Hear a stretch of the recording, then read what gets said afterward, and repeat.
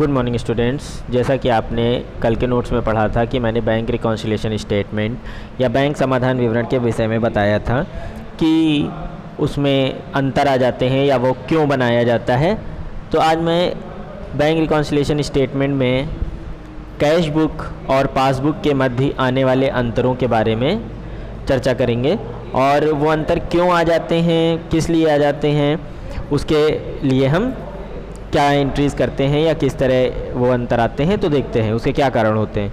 तो आपको पता ही है कि बैंक के पास पासबुक होती है और एक बिजनेसमैन के पास उसकी कैश बुक होती है। दोनों लोग अपनी अपनी बुक्स में ट्रांजैक्शंस का लेखा करते हैं। कई बार ऐसे सर्कमस्टांसेस होते हैं या ऐसी चीज़ें हो जाती हैं कि उन दोनों बुक्स के बीच में अंतर आ जाता है। उस अंतर को दूर करने के लिए हमें बैंक समाधान विवरण बनाना पड़ता है। तो वो अंतर कैसे आ जाते हैं, क्यों आ जाते हैं, चलिए देखते हैं। तो दो जो है प्रमुख कारण है अंतर आने के, एक तो लेन देन के अभिलेख के समय में अंतर यानी टाइमिंग का डिफरेंस आ जाता है, और कभी कभी एरर्स का, error made by the business और बाय द बैंक, यानी बिजनेसमैन के द्वारा भी गलतियां हो सकती हैं और बैंक के द्वारा भी गलतियां हो सकती हैं। तो दो टाइप के अंतर आने के कारण है, एक तो टाइमिंग और दूसरा एरर्स यानी गलतियां। तो सबसे पहले हम समय में अंतर को पढ़ेंगे।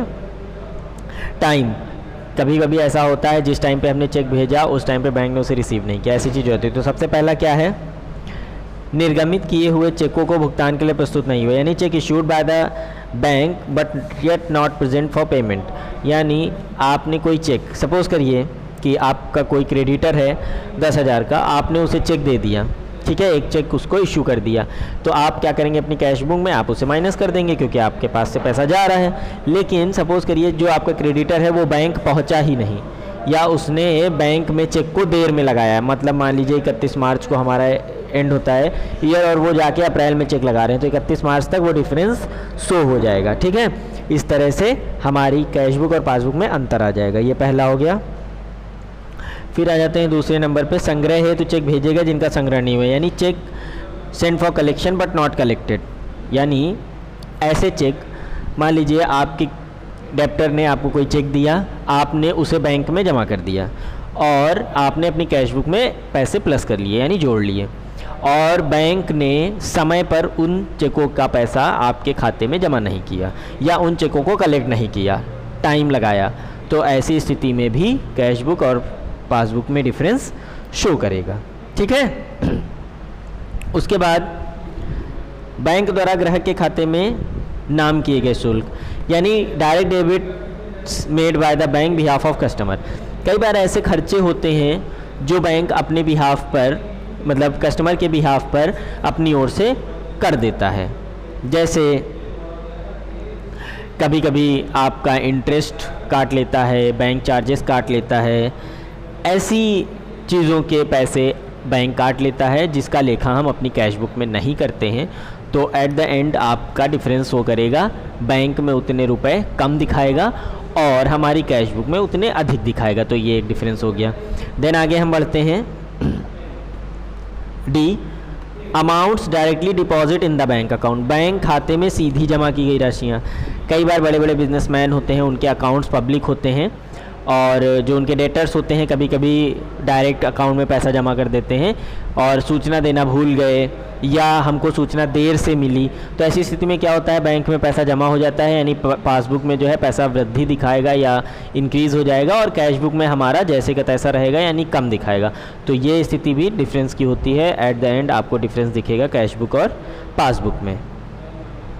उसके बाद आता है interest and dividends collected by bank, bank द्वारा संग्रहित लाभ या ब्याज। कई बार ऐसा होता है कि आपने बैंक के थ्रू कोई शेयर खरीदे हैं या कहीं इन्वेस्ट किया है या आपके बचत खाते में अधिक पैसा जमा है, बैंक उसका ब्याज देती है और आपके अकाउंट में क्रेडिट कर देती है। या कई बार ऐसा होता है कि आपने बैंक के थ्रू कोई शेयर किया है या कोई शेयर मार्केट में इन्वेस्ट किया है, तो उसका जो डिविडेंड होता है, प्रॉफिट होता है, वो आपको मिलता है और पासबुक में उसको प्लस कर दिया जाता है और हमें उसकी सूचना नहीं दी जाती है, तो हम अपने कैश बुक में उसमें कुछ नहीं करते हैं या हम प्लस नहीं करते हैं। तो ये भी एक डिफरेंस शो करेगा आपका एट द एंड, ठीक है।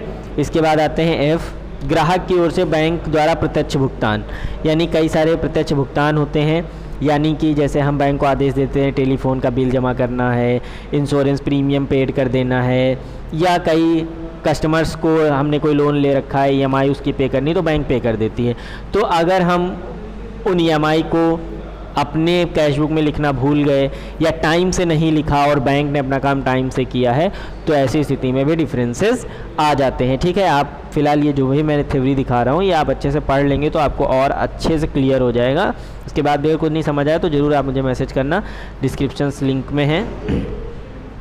ठीक है, लिंक डिस्क्रिप्शन में दी हुई है, आप वहाँ पर मुझे मैसेज कर सकते हैं, कमेंट कर सकते हैं, मैं आपको बताऊँगा। देन नेक्स्ट आते हैं जी पे, चेक डिपॉजिटेड बिल डिस्काउंटेड डिशोनर्ड, यानी ऐसे कोई जमा किए गए चेक या विनिमय विपत्र जो बट्टे कराए गए थे, डिस्काउंट कराए गए थे बैंक से, और वो अनादरित हो जाए। अनादरित होने का मतलब ये होता है कि जैसे मान लीजिए आपने कोई चेक बैंक में जमा किया, आपको लगा कि इसका पैसा 4 दिन के बाद हमारे खाते में आ जाएगा और हमने पासबुक में प्लस कर लिया, लेकिन हुआ क्या, बैंक ने वो पैसे हमारे खाते में जमा नहीं किया। क्यों? क्योंकि वो डिशोनर्ड हो गया। डिशोनर्ड का मतलब है कि वो चेक अनादरित हो गया किसी भी कारण से। तो ऐसी स्थिति में भी आपकी कैशबुक और बैंक की पासबुक में डिफरेंस शो करेगा। ठीक है, देन आगे बढ़ते हैं। अब आ जाता है एरर्स की अशुद्धियाँ, यानी डिफरेंसेस कॉज्ड बाय एरर्स, यानी कई बार गलतियों से एरर हो जाते हैं। तो सबसे पहला क्या है, फर्म द्वारा लेन देन के अभिलेख में गलती। लेन देन के अभिलेख में गलती का मतलब होता है जैसे आपने कोई चेक रिसीव किया और उसे लिखने में गलती कर दी। मान लीजिए 5,000 का चेक है और आपने जल्दी में या आपके खजांची द्वारा गलती से जो है 5,000 की जगह 500 चेक ही रिसीव किया गया, आपकी कैशबुक में 500 लिखा गया और उस चेक को आपने बैंक भेज दिया। तो बैंक में तो 5,000 का चेक गया लेकिन आपने कितना लिखा, 500। ऐसा डिफरेंस गलती हो जाती है और ये गलती बैंक से भी हो सकती है। कई बार ऐसा हुआ, जैसे मान लीजिए 5,000 का चेक है, आपने 5,000 सही लिखा और जब बैंक गया तो बैंक ने उसे 50,000 लिख दिया, या 5,000 की जगह 500 लिख दिया। या कई बार ऐसी सैद्धांतिक गलतियाँ हो जाती हैं, मान लीजिए 121 रुपये का कोई है डिफरेंस, आपने उसको 112 लिख दिया। तो इस स्थिति में कुछ अमाउंट्स का डिफरेंस आ जाता है, तो ये गलती द्वारा डिफरेंस होता है। ठीक है, फिर आता है बैंक द्वारा लेन देन की त्रुटि। तो बैंक द्वारा भी त्रुटि हो सकती है, जैसे मैंने बताया कि मान लीजिए कोई ट्रांजैक्शन 950 का है तो आपने उसे 950 लिखा, प्लस किया या माइनस किया, बैंक में गया, बैंक ने मान लीजिए उसका जीरो इधर से उधर हो गया, उसने 905 लिख लिया, तो 45 रुपये का डिफरेंस आ जाएगा। इस तरह से डिफरेंसेस होते हैं। तो ये मेन कॉसेस थे जो हमारे बैंक पासबुक और कैशबुक में डिफरेंसेस आ जाते हैं। किन कारणों से ये मैंने बताया है। इसके बाद अगर आपको कुछ समझ ना आए तो आप मुझसे पूछिएगा और अच्छे से इसे नोट करिए। जो ना समझ आए पूछिए, कमेंट करिएगा, मैसेज करिएगा। और मैंने लिंक डिस्क्रिप्शन में दी हुई है, आप फेसबुक पे, इंस्टाग्राम पे मुझे फॉलो कर सकते हैं और वहाँ पे भी क्वेश्चंस पूछ सकते हैं। आपका कोई भी क्वेश्चन हो अगर तो आप मुझे सेंड करिए, मैं उसका सलूशन दूंगा। और इस वीडियो को ज़्यादा से ज़्यादा जो है कॉमर्स के बच्चों में फैलाइए, शेयर करिए और चैनल सब्सक्राइब करिए। चलिए, गुड बाय।